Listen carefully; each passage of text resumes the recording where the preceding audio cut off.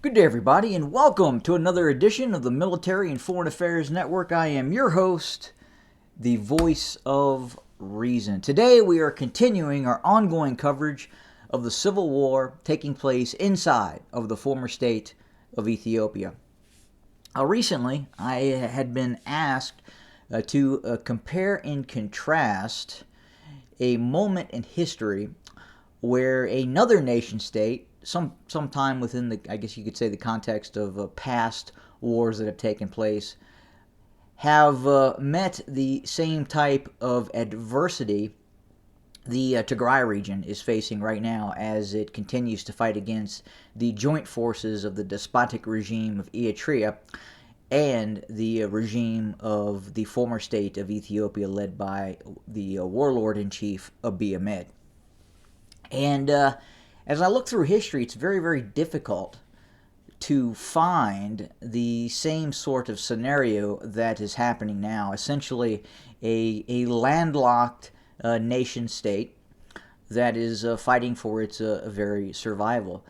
And if you go back into history, I think probably one of the best examples of which never actually happened. And I'll take you up here to Central Europe, Western Europe, and I'll take you to Switzerland. And imagine back in 42, that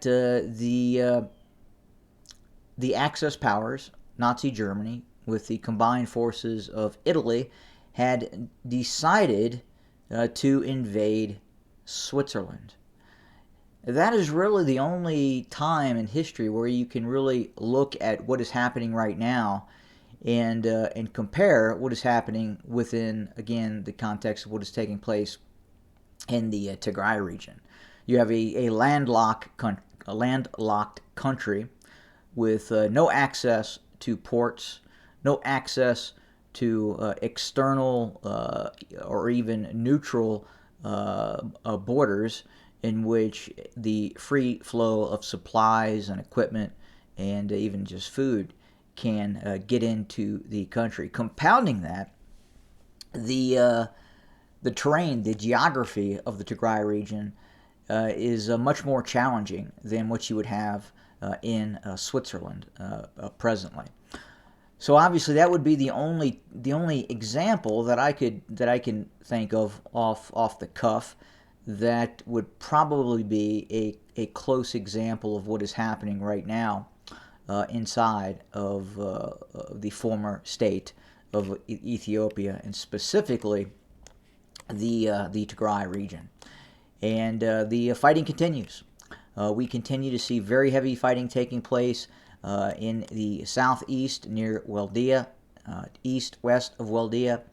Furthermore, we have reports now coming in. Now, these are early reports, and I'm trying to verify this, but it sounds like if these reports are to be seen as credible, it would appear that Tigrayan Defense Forces may have driven Eritrean and Abiy loyalist forces out of Shiraro. Apparently, there has been a series of very, very intense fights taking place near Shiraro and around Shiraro.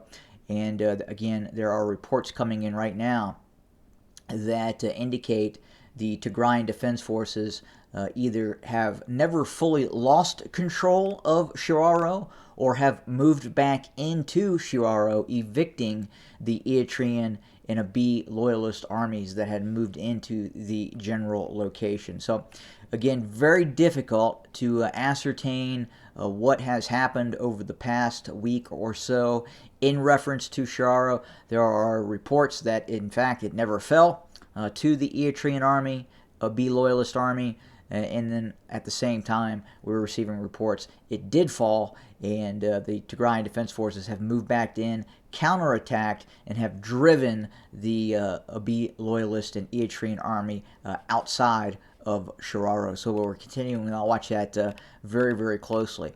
Further to the east, we continue to see fighting taking place well north of Shi right now.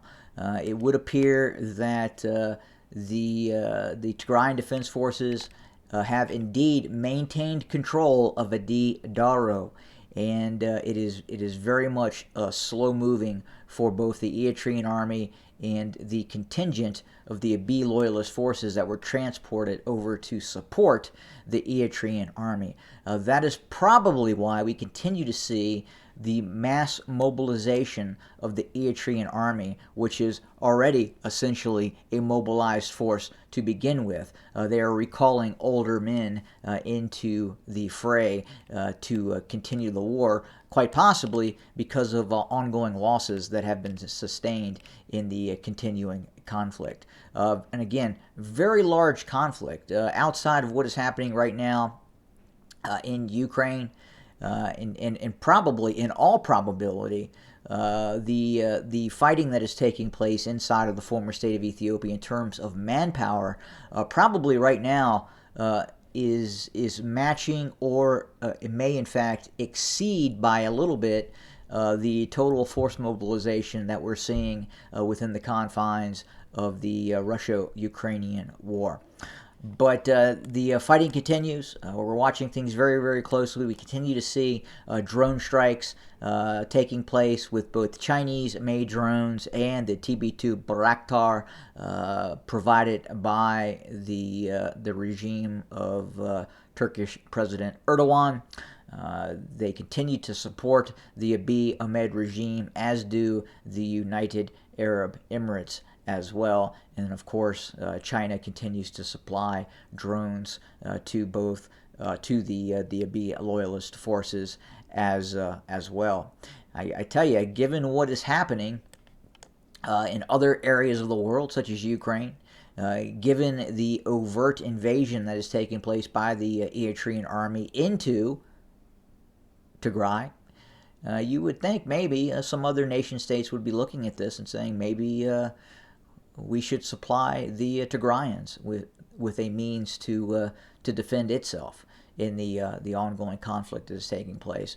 I mean, basically the same thing in terms of what we are seeing, especially in terms of the Eritrean army that has moved into the Tigray region as well. But again, very difficult to even attempt to supply the Tigray region, given it is essentially surrounded. Back to my original discussion about the hypothetical invasion of Switzerland during World War II.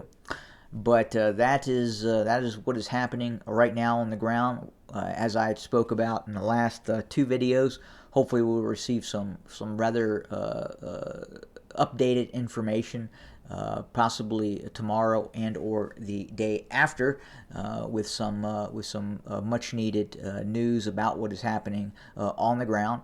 And of course, once I receive that information, I will give it to you. And that pretty much covers it for today. Again, thank you for joining us on this Sunday morning. And again, as always, have a good day.